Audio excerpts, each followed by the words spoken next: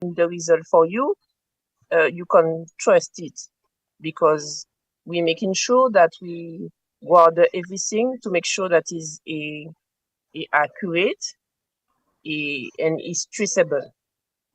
So we are accredited to test for food pathogen, just just like enterobacteria say. I don't want to trouble anybody at that time of the night with the name of the pathogen, but there is some But pathogen. we are interested. Call out the pathogens. It doesn't matter. Just call it I out. can call You it know, out, Well, but I know don't we want to give well, too see you. much scientific name yes, to trouble people, you I know? was actually just coming to say, I know they have their big scientific names and so on, Yes, so but I okay, don't want okay. I So don't want so to so talk Mrs. I don't want to Landa, talk let too me just ask one scientific. I question. like to talk Let me very let me just ask pragmatic, one you question. know? Do they have any like common local names? Maybe you can give us maybe one No, common. Yes. you want to hear like a shadow Benny and that kind of thing? No, I can't give you that.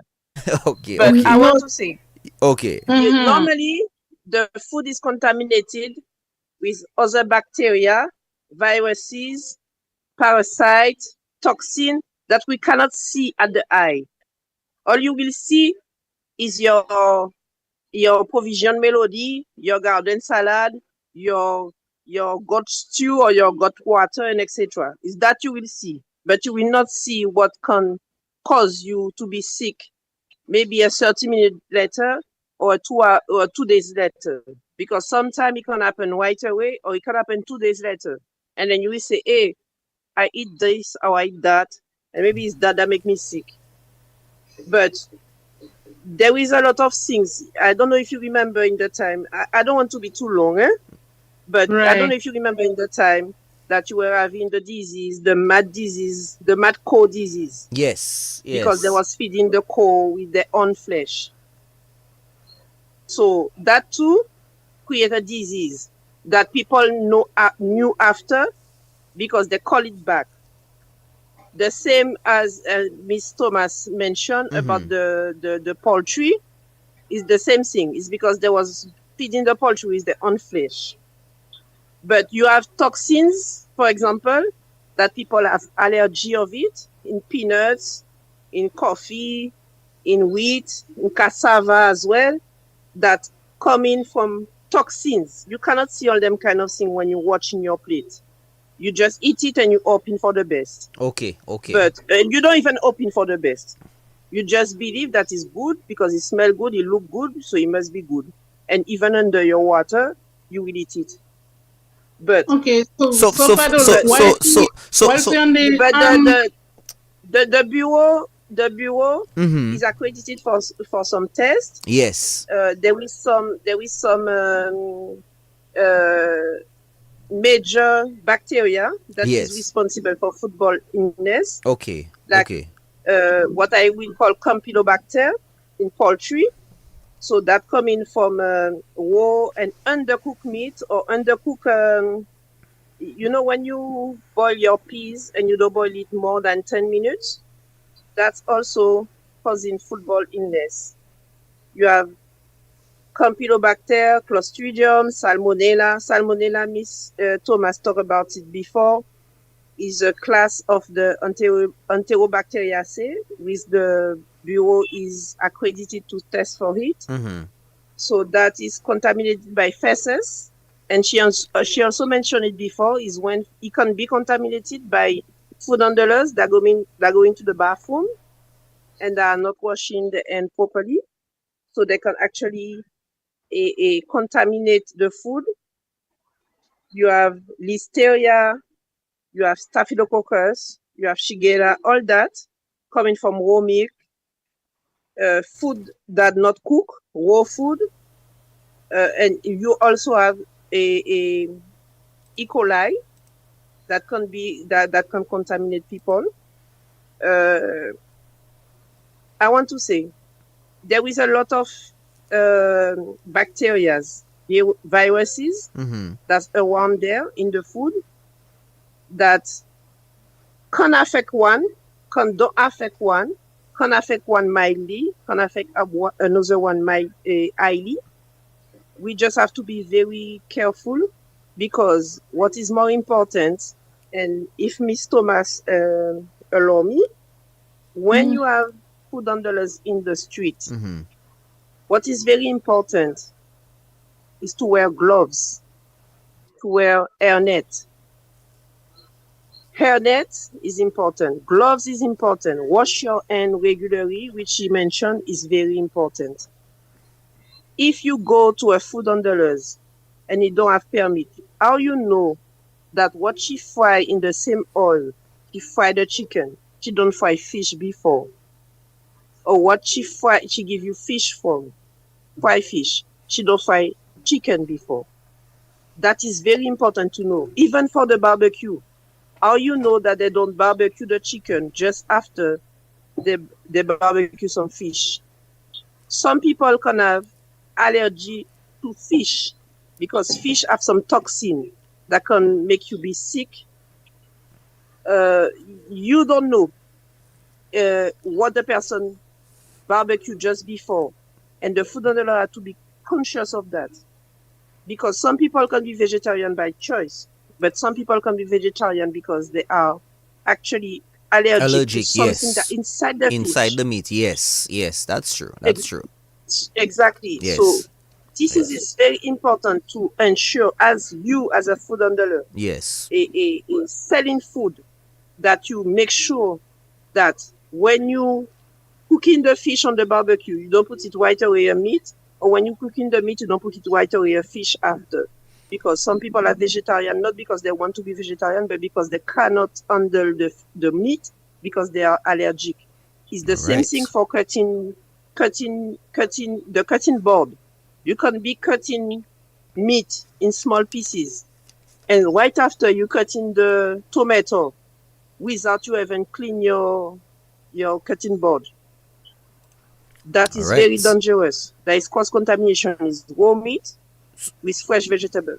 All right. So you and of course Miss Thomas have of course definitely highlighted some preventative measures there, and of course the NCTE is definitely accredited to do tests to be able to identify some of these microorganisms, and of course anytime or if ever any situation does come up, the NCTE is able to do these tests. Miss Thomas, as we're quickly coming down on time, I want to get back to you briefly on this question there. Mm. Based on your department's activities and inspections, would you say, in brief, of course, that there are still many food vendors operating without formal training in food safety? Okay. Yes. Okay. Although Mm-hmm. we do our best when we train food handlers, we also try to encourage them to bring along Mm-hmm. any and everyone that is working With with them. them. Yes, yes. That's true. Yes, That's true. with them Yes. so that they can be trained as well. Because a lot of times, one person comes and think, well, they can, once they are trained, they can have everybody else with them that are not trained, and it's okay. It's not okay. Okay. And we let them know that as well. So so So, so is that specific situation there usually mm, what is the main situation that happens? okay, so what we do, Uh-huh. this really highlights the need for ongoing education Mm-hmm. and inspection, because it is during our inspections that we come across these people that are untrained, Okay. and we Okay. refer them to the training as well, because we have training sessions like twice for the Roseau district. We Yes. have training sessions like twice every month, and especially like times like now, we don't only have twice a month. We have scheduled up to 6 sessions prior to the carnival days itself. Mm-hmm. So we still have upcoming session. I'm sorry I didn't take the date, but if you're hearing me and you're interested and you are not certified, you have to call the department, come to the department on Bath Road upstairs, Campbell, and get the information so that you can get certified. Because the thing is, we have teams of officers who go out there at the different events to monitor food safety. And what if you are not attired properly, that means you have to get out of the food establishment and go get dressed properly. Some Yes, people will yes. come with their long fingernails, Mm-hmm. their long false hair.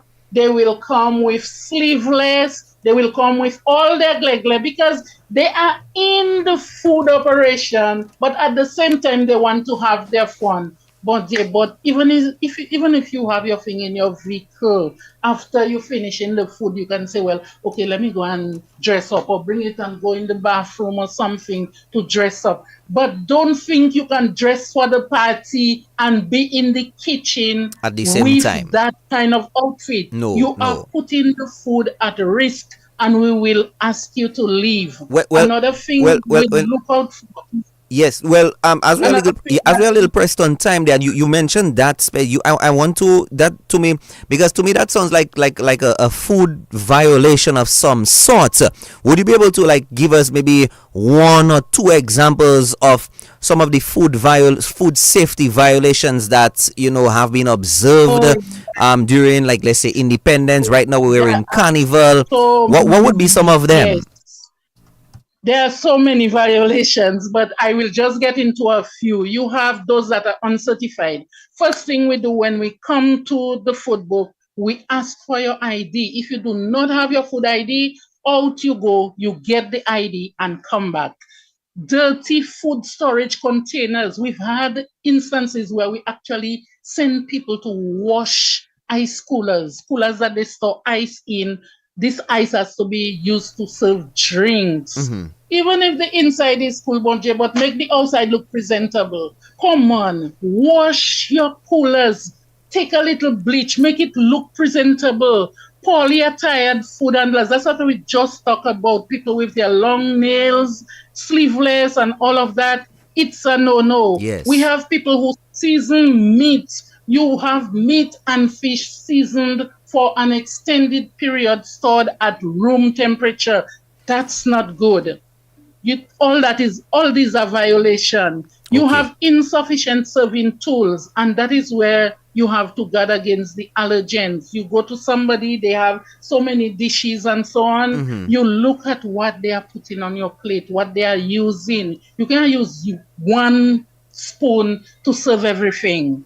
And these things we are big on. So when we go out there to look, we are looking at those things when we go to monitor food. And one very, very critical situation we came across, Mm-hmm. one Creole festival, was an incident where one food handler had her long table. She had two flat stoves with pots bubbling over, and right Wow. underneath the table, you had two babies sleeping, two small children sleeping. Wow. That is So wow. That is a I'm serious telling you, situation there. Wow.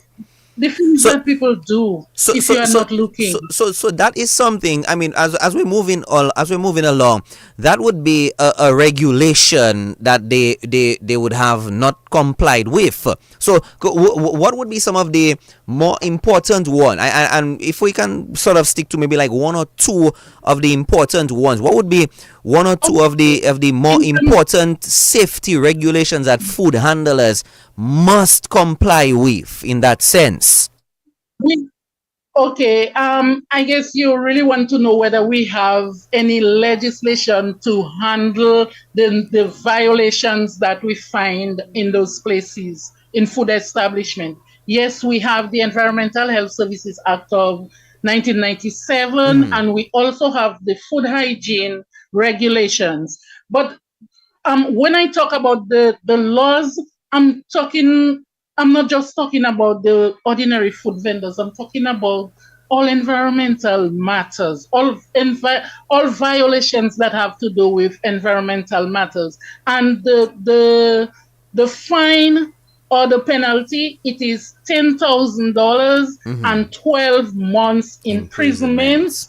plus $500 for every day that offense continues. after the conviction. So when we encounter the violations, we don't just charge people outright. What we do, we have our inspection list. We talk to them about the violation, and we give them step by step how to correct the violation. Okay. And we also tell them Yes. Yes. in words that they can understand about the law, what they are up against. So when you look at it, if you are running a little establishment, my God, you will probably not even making a $200 for your day. And then you want to be in violation of the law where you go to court and pay $10,000, or and it didn't say and 12 and or 12 months imprisonment. It says $10,000, and that means plus, so you get both of it. And for every day it continues, you have to pay a $500. You don't want to be involved in that. So hardly do we ever have cases where we had to go to court really with food handlers. I must say they do comply. Okay. They do comply. All right. So as I said, the law is for For every everyone. environmental violation and so on, most of them really. So we use the law. We use the law where we have to, but it's a last resort kind of thing. So you find a lot of people tend to comply when they know what they are up against when it comes to the law. So so the safety regulations would be part of the training that you mentioned earlier, that the food handlers training that they would have to go through before.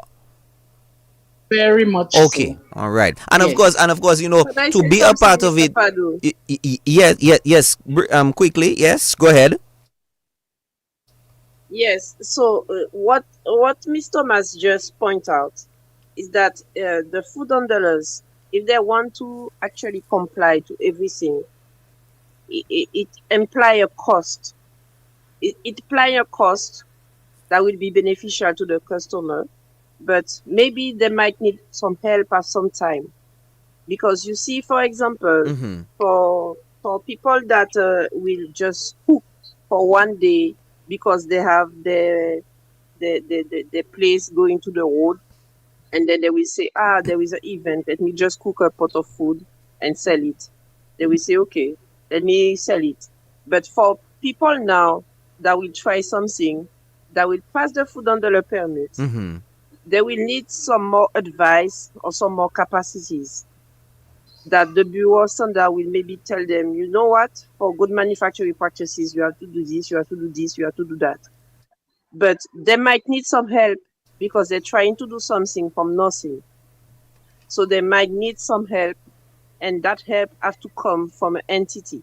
Okay. That is Okay. something from the government, that is something from an association, from wherever. Mm-hmm. But they might need some help because for them it's too costly.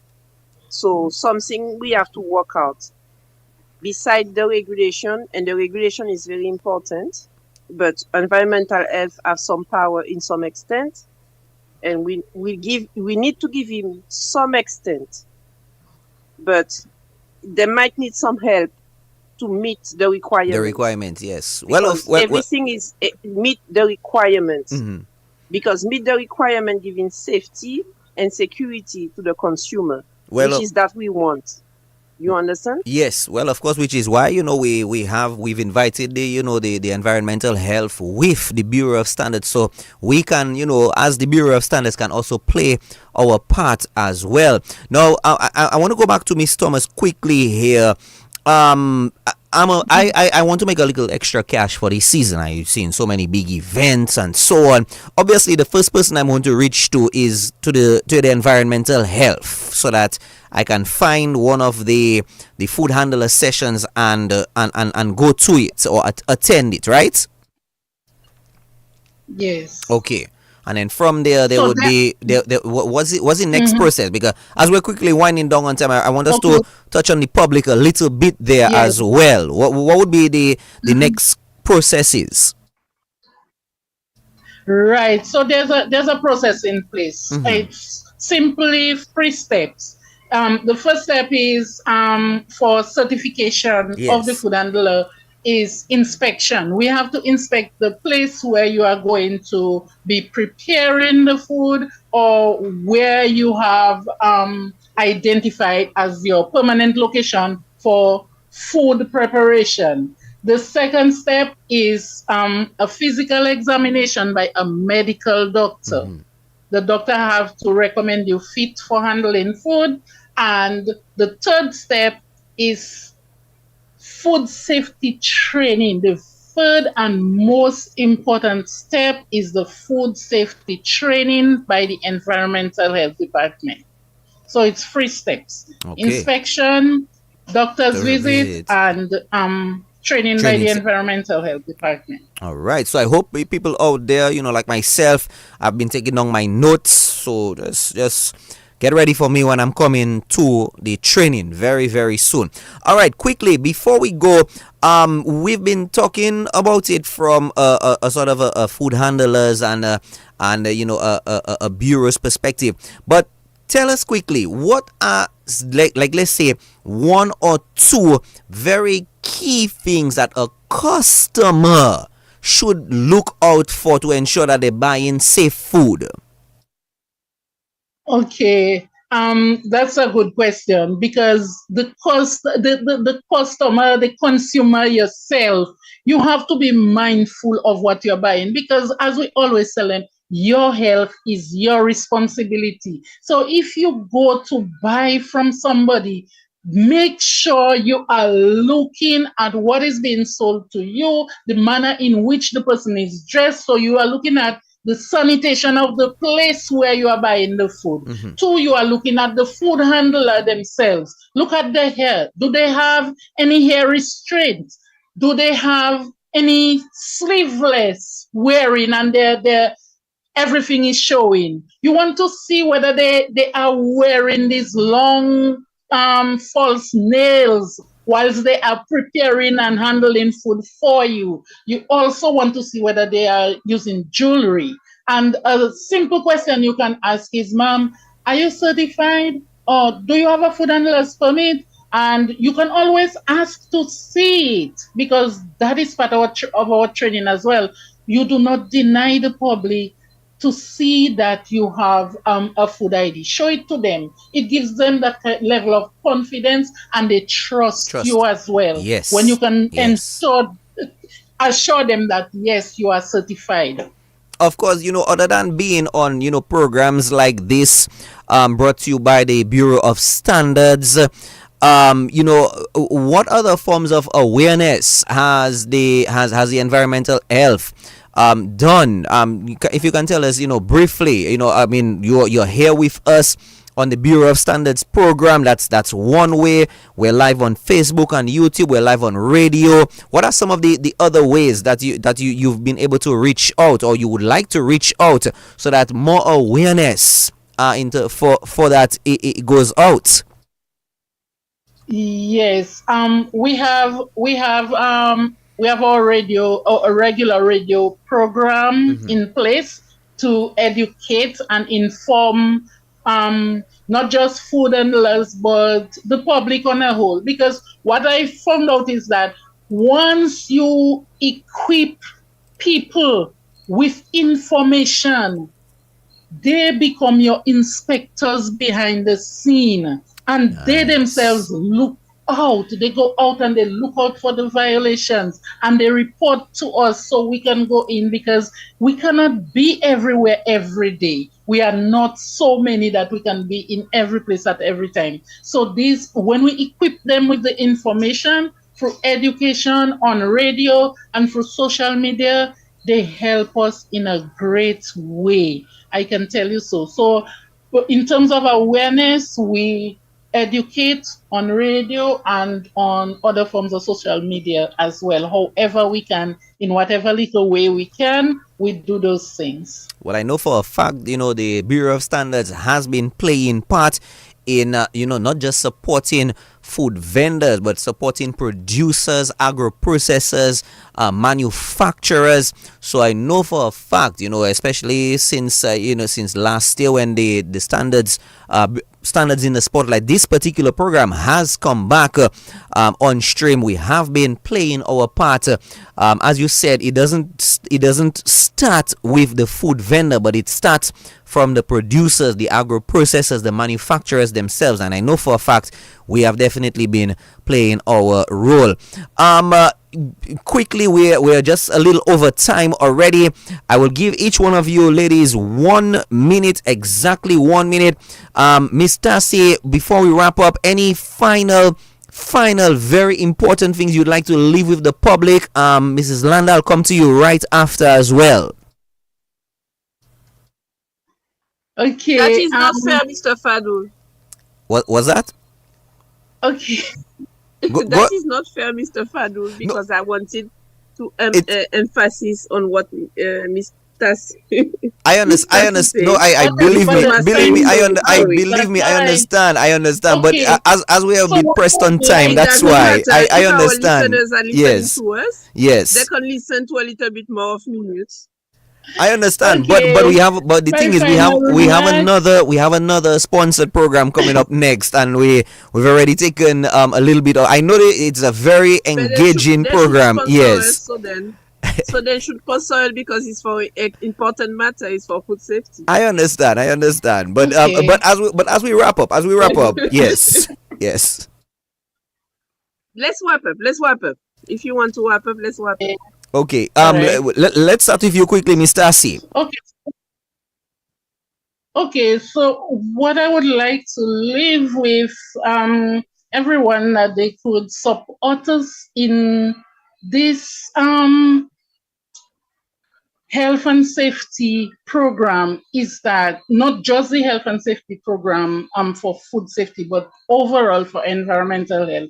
What I'm saying is that this is the age of technology, and given our current capabilities in 2025, it's reasonable to expect that we should be able to issue on the spot fines and penalties to individuals or entities found in violation of environmental health regulations. So it is just not about food safety, it is about environmental health regulations. Because I'm telling you, going to cut the long drawn out process right now, we need an on the spot way to find people and get them to pay penalties for violation of the environmental health regulations. That's right. what I see going forward in 2025 for environmental health.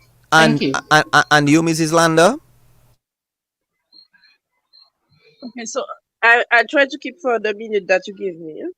Yes, so yes, first, yes. I want to say that I know Mr. Tassie don't like the long nails, and I agree with her. I don't know how they can make some stuff with long nails, but doesn't matter. If you can make it, you make it. But one thing you say, if you want to cook for carnival season, you have your house going to the street. Please ensure that what you give into the people, the pot and etc., it is being cooked properly, it is being preserved properly, and it is being served properly. Also, the National Center of Technical Excellence from the Dominican Bureau of Standards for established food a perspective.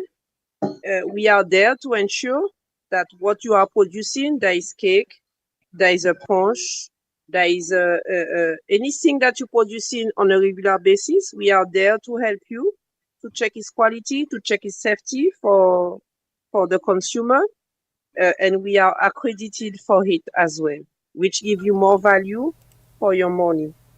And finally, I will say to all the consumers that are listening to us, when you are watching for the food that you are buying, be mindful that the best food that you can eat is coming from your home. Buy it outside because actually you liming outside just like me, but you want to make sure that the people that are serving it to you, they are properly attired, just like environmental health is recommended to do it. with a hairnet, with a food under the permit, with some gloves. If you have any issue after, report it. And no, I say lastly before, but I say lastly now. We need the assistance of ministries and more institutionalized. Sorry about it. Institutions.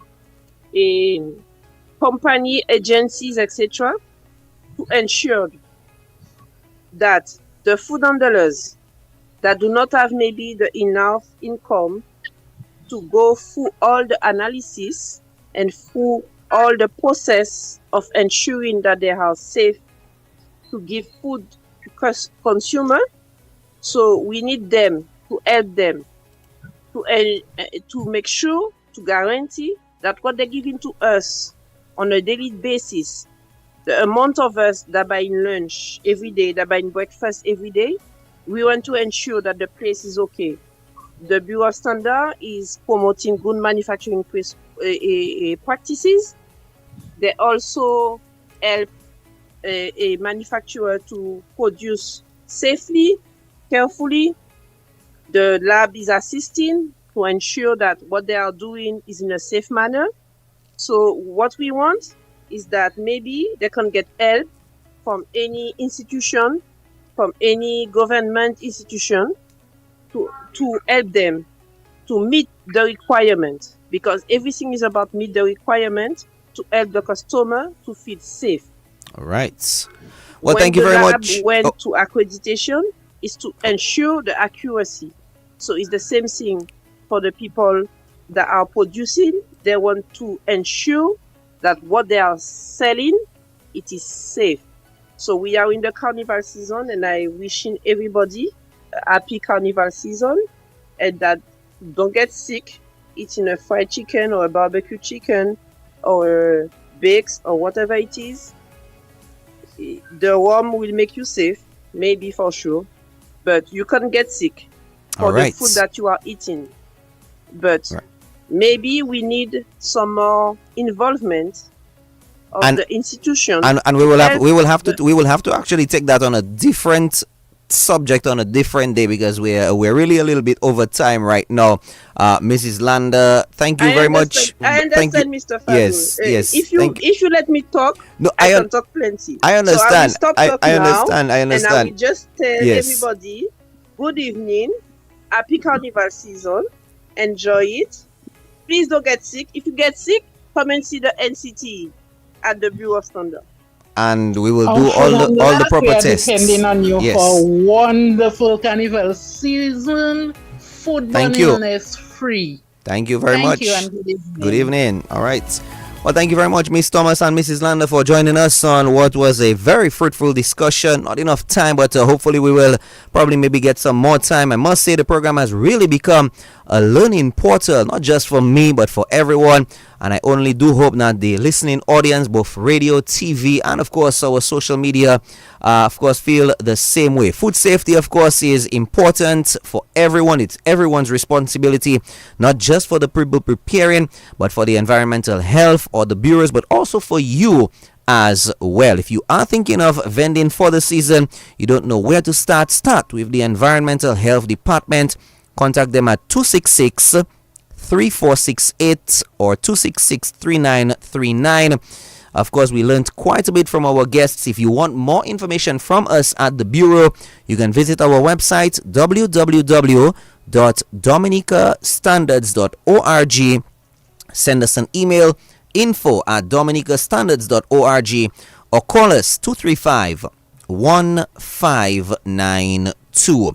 On behalf of the Bureau of Standards, my name is Joseph Fadul.